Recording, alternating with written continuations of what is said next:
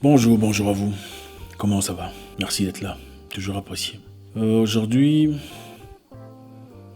on était censé vous présenter une vidéo très intéressante, bouleversante, des vérités percutantes. Mais malheureusement, on n'est pas encore prêt. Il faudra attendre, au lieu de vous présenter les choses travaillées à mi-chemin, on préfère attendre le moment opportun pour que l'équipe soit prête. Ensuite, vous présenter des éléments comme vous les aimez. N'est-ce pas? Sinon, comment ça se passe? Vous vous déconfinez progressivement apparemment. Faut pas trop se mettre à l'aise. Je vous présenterai une vidéo très bientôt, très vite. Pour commencer, je souhaiterais vous demander de regarder, jeter un coup d'œil sur le bouton abonner.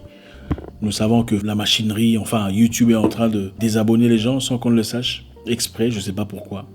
Jetez un coup d'œil s'il vous plaît. Si vous êtes désabonné, vous savez quoi faire.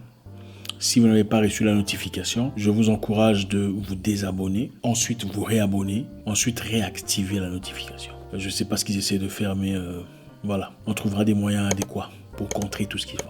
On n'est pas des moutons. Aujourd'hui, pendant que j'ai marché dans les rues, j'ai pensé à une vieille histoire qui m'a fait beaucoup de mal, beaucoup de chagrin.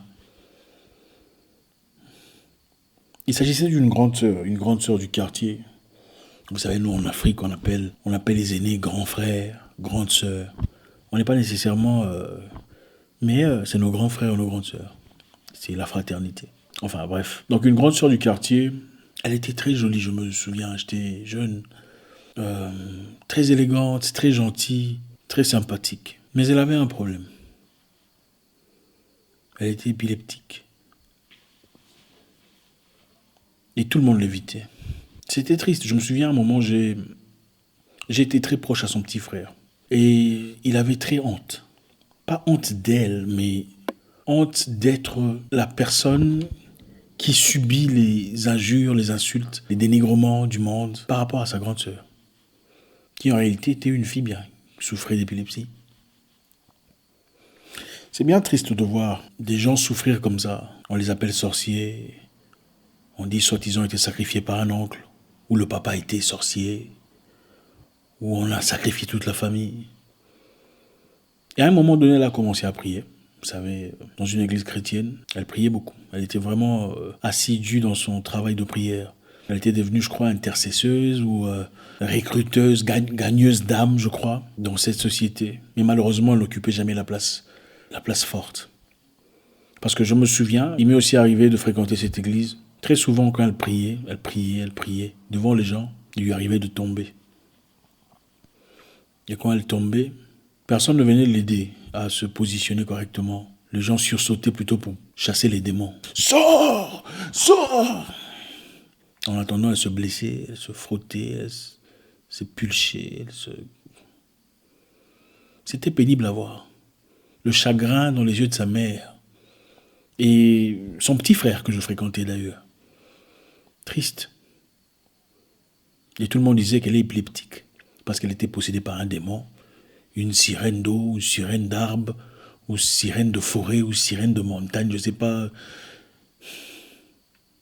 C'était bien triste. Elle était chaleureuse, généreuse, gentille. Elle prenait soin des enfants avec toute l'énergie possible. Elle était toujours présente, elle venait toujours aux réunions. Toujours la première à balayer. Elle a sacrifié beaucoup de soi, donné toute sa vie à participer dans l'œuvre de Dieu, entre parenthèses. Mais tout le monde la percevait différemment. Vous voyez, quand vous faites semblant, vous êtes apparemment gentil. Ah, bonjour ma soeur. Mais en réalité, les démons ne sont pas encore partis. Elles tombent toujours. Oui, c'est dans la famille. C'est dur. C'est dur de voir que l'Afrique, jusqu'à aujourd'hui, il y a des gens qui traitent tous les épileptiques de sorciers, d'envoûtés, de sacrifiés. C'est bien triste. Et ces sujets, personne n'en parle. Aujourd'hui, tout le monde a un iPhone, si pas un iPhone chinois, enfin, bref. Mais personne ne veut s'approcher d'un épileptique ou apporter de l'aide. C'est bien triste. Ça fait du mal. Cette femme était plus âgée que nous, bien sûr. 1 ou 2 générations avant nous. Elle était très jolie. Mais il n'y avait personne pour l'épouser ou personne. Elle était une fille correcte. Elle priait. Et je pense peut-être que sa prière est aussi liée au fait qu'elle était ostracisée par ses amis. Elle était repoussée. Personne ne voulait la côtoyer. C'était triste. Parce que les gens avaient peur d'être contaminés d'une certaine façon. Et il ne s'agissait pas seulement des gens bêtes qui n'ont pas fait l'école. Non, ne me dites pas ça. Beaucoup de gens Intellectuel entre parenthèses. Je ne sais même pas si c'est quoi intellectuel. Beaucoup de gens respectables. Évitez de la côtoyer. Parce qu'ils avaient peur d'une certaine contamination. Ou c'est un esprit. Ça risque de quitter ici pour rentrer là-bas. Imaginez-vous. Vous savez, il y a des gens qui pensent que quand une personne atteinte d'épilepsie tombe en crise d'épilepsie et que, comme par hasard, elle faisait de proutes pendant que vous êtes là et que vous inhalez ou respirez l'odeur, vous êtes aussi directement atteinte d'épilepsie. Ah oui, hein, vous ne l'avez jamais entendu. C'est la triste réalité. Oui, il y a des personnes, jusqu'à aujourd'hui, qui pensent que si on est autour d'une personne atteinte d'épilepsie et qu'il lui arrivait de faire des pets ou des proutes, et que vous inhaliez ces pets ou ces proutes, vous deveniez complètement épileptique aussi. Une contamination spirituelle, bucco-orale, quel mécanisme chimique. Ouais. Et quand quelqu'un tombe devant eux, fait une crise, qu'est-ce qu'ils font? Ils fouillent comme des voleurs. Ils regardent à distance. Oh, il est tombé. Hey, reviens. Ils appellent les enfants. Viens. J'ai vécu ça au Ghana. Un jeune homme grand, beau, un jeune homme tombé devant tout le monde, fait sa crise. En plein chemin, pendant que je marchais, je pense que je partais acheter des fruits, mais j'étais choqué de voir la réaction de tout le monde. Chacun fouillait de son côté. C'est comme s'il y avait une bombe à retardement, ou bombe atomique, ou une bombe à fragmentation. Qu'est-ce qui se passe? Ah non, attention, tu risques de... Je dis, mais ça va pas.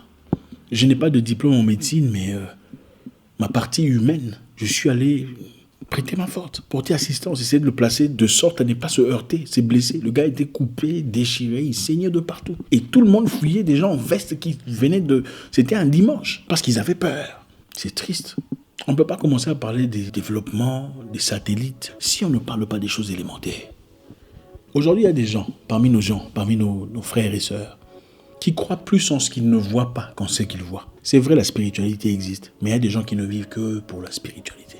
Au point où ils négligent complètement le monde dans lequel on vit. Ah, attention, si tu vas dans la douche et que tu fais ça, ta journée sera pourrie. Ah, attention, si tu prends de l'eau et que tu mets ça dans... C'est incroyable. La superstition, c'est incroyable. Il m'est déjà arrivé à maintes reprises, d'ailleurs, qu'une personne me dise « Zach, arrête, ne donne pas de l'argent à ces petits mendiants, tu sais pas ce qu'ils vont faire, ils risquent de bloquer ton argent. Tu vas vivre des difficultés dans ta vie. » Mais non, écoute, tu sais pas, ils peuvent envoûter ça et puis voilà. Non, mais moi je me dis,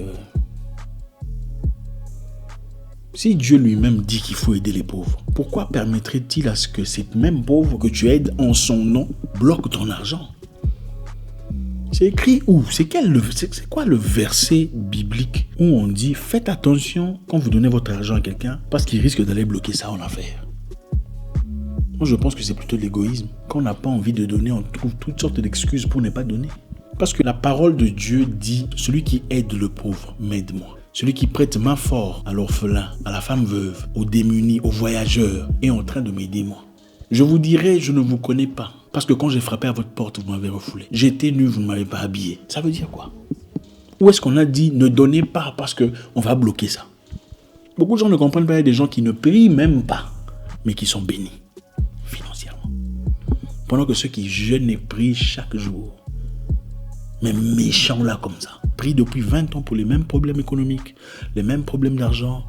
Ça, c'est un sujet d'une autre journée. La superstition. Je ne suis pas en train de vous dire que les sorciers n'existent pas, parce que je vous vois déjà venir. Je suis en train de dire qu'on ne peut pas baser sa vie sur une fondation de superstition. Nous vivons dans un monde où il y a des gens qui naissent vivant avec la trisomie 21. Qu'est-ce qu'on fait?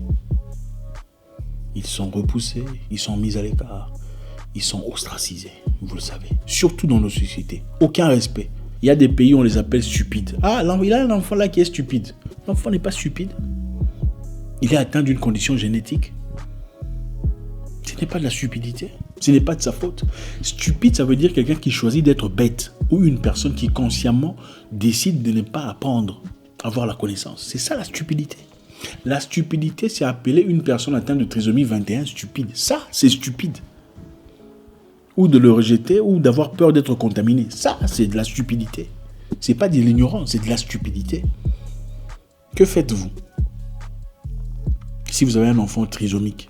Aujourd'hui, évidemment, on peut dépister toutes ces choses avant la naissance.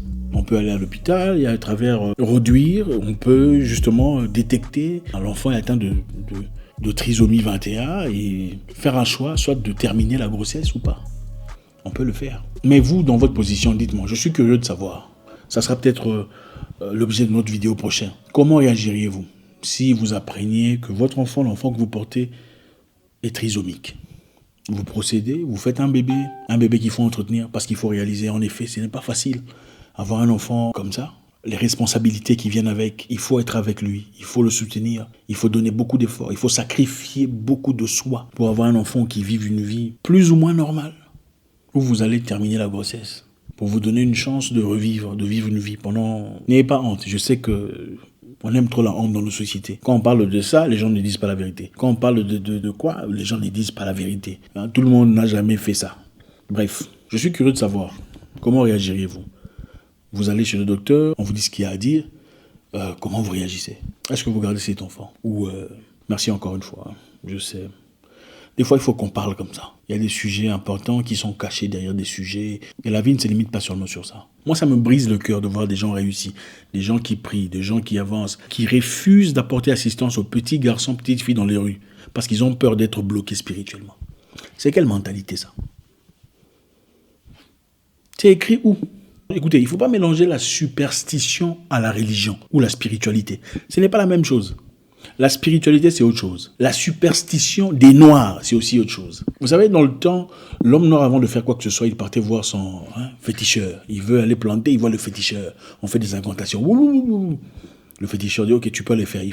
Il va planter ses histoires, ses maniocs. Avant d'aller pêcher, il va voir le féticheur. Le féticheur fait des incantations, tu peux aller pêcher. Il va pêcher. Peut-être que ça fonctionnait pour de vrai, ou peut-être que ce n'était que du placebo. C'est-à-dire, puisque tu es convaincu que l'incantation du féticheur est réelle, est vraie, alors tu vas avec cet esprit positif, tu fais ta chasse ou ta pêche ou ton agriculture qui fonctionne parce que voilà, ta tête, ton subconscient te dit, ça va marcher. Aujourd'hui, malheureusement, pas grand-chose n'a changé. Nous sommes toujours, malgré nos grandes maisons, nos iPhones, nos tout ça, attachés incroyablement à ce fanatisme, à cette spiritualité, souvent dans le négatif. Il n'y a jamais de spiritualité. On dit, si tu donnes de l'argent à cet enfant, il va grandir et un jour, peut-être, il deviendra quelqu'un et dira du bien de toi. La spiritualité, tu juste ne donne pas, sinon on va te fermer, on va te bloquer. Ton argent ne va plus couler à flot. Tu auras des difficultés de famille. N'entrez pas dans cette maison, il y a des esprits. Ton mariage tombera en faillite ou à mi-chemin. C'est incroyable. Ok.